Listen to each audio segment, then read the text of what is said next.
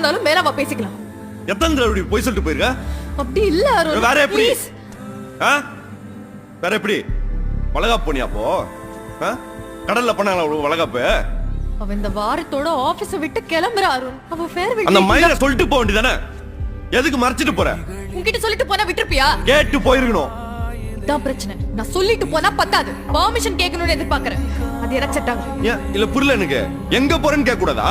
இல்ல அருண், நீ போவே கூடாதுன்னு ஆர்டர் பண்றேன். மயிரே, ஆமா மயிரே. அருண், கெட்ட வார்த்தை பேசாத. உனக்கு 1000 தடவை சொல்லிட்டேன், இந்த நாய் இன்டென்ஷன் சரியில்லைன்னு.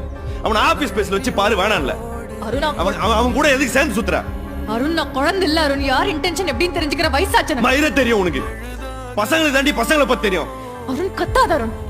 அப்படி போறனா அந்த ஐஷு கூட்டு போனது.